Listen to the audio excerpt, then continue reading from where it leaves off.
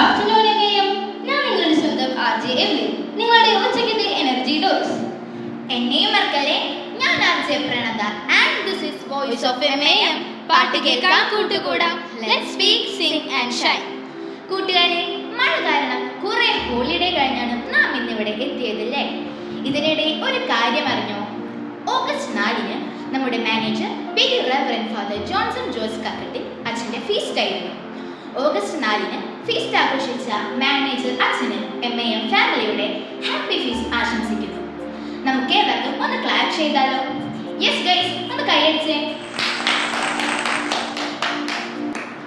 ഇന്ന് മൺഡേ അല്ലേ, അപ്പോൾ ഇന്നത്തെ നമ്മുടെ സ്പെഷ്യൽ സെഗ്മെന്റ് എന്താണെന്ന് അറിയാമോ? അറിയാലോ, ജെൻസി വോയിസ്, മീം മുതൽ മൂവ്മെന്റ് വരെ. അപ്പോൾ ഒരു ചോദ്യം ചോദിക്കട്ടെ. കഴിഞ്ഞ ആഴ്ച സോഷ്യൽ മീഡിയയിലൂടെ സ്ക്രോൾ ചെയ്യുമ്പോൾ കൂടുതൽ കണ്ടത് എന്തായിരുന്നു? ഡാൻസ് ആണോ, പാട്ടാണോ, അതോ protest, climate strike, save trees, feast down? പക്ഷെ പ്രൊട്ടസ്റ്റിന്റെ സ്റ്റൈൽ ഒന്ന് മാറിയിട്ടുണ്ട്. അതെ, ഒരു പ്ലക്കാർഡിൽ കണ്ട ഒരു കിടിലം വലിയ ഓർമ്മയുണ്ട്. Save app, it's the only plan with wifi.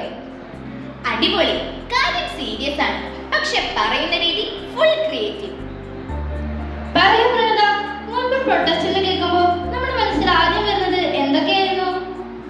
Mic, banners, മുദ്രാവാക്യങ്ങൾ, പ്രസംഗങ്ങൾ, അതൊക്കെയല്ലേ? എക്സാക്ട്ലി. പക്ഷേ ജെൻസി പ്രൊട്ടസ്റ്റിൽ എന്തൊക്കെയുണ്ട്? മൈക്കിനൊപ്പം മീം, ബാനറിനൊപ്പം റീൽ, സ്ലോഗനൊപ്പം ഹാഷ്ടാഗ്, പിന്നെ പ്ലേലിസ്റ്റ് വരെ ഉണ്ട്. ഇനി ഒരു ചെറിയ ചരിത്ര വിവരം കൂടി. 2018 ഓഗസ്റ്റ് 20 സ്വീഡനിലെ സ്റ്റോക്ക്ഹോമിൽ 15 വയസ്സുള്ള ഒരു പെൺകുട്ടി സ്കൂളിന് മുൻപിൽ ഒറ്റയ്ക്കിരുന്ന് കയ്യിലൊരു കാർഡ്ബോർഡ് പ്ലക്കാർഡ്, അതിലെഴുതിയിരുന്നത് സ്കൂൾ സ്ട്രൈക്ക് ഫോർ ക്ലൈമറ്റ്. ആ പെൺകുട്ടി ആരാണെന്നറിയാമോ? ഒന്ന് ഗസ് ചെയ്ത് നോക്കിയേ. Greta Thunberg. ഒരു വ്യക്തി, ഒരു കാർഡ്ബോർഡ്, ഒരാശയം. പിന്നീട് അതൊരു വലിയ പ്രസ്ഥാനമായി വളർന്നു, ഫ്രൈഡേസ് ഫോർ ഫ്യൂച്ചർ.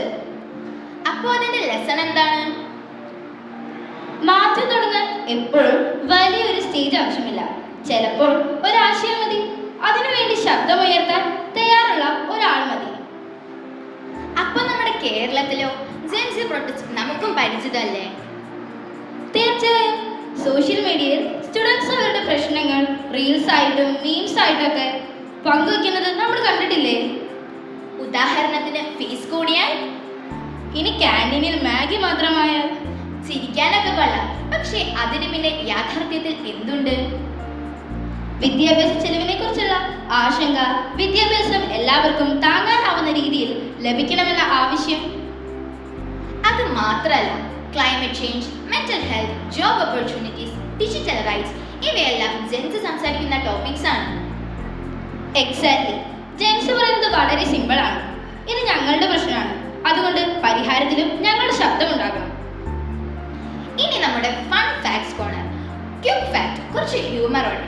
ഒരു സർവേയിൽ 73% ജെൻസി യുവാക്കൾക്കും സോഷ്യൽ കോസസ് പിന്തുണയ്ക്കുന്ന ബ്രാൻഡ്സ് ഇഷ്ടമാണെന്ന് കണ്ടെത്തിയിട്ടുണ്ട്.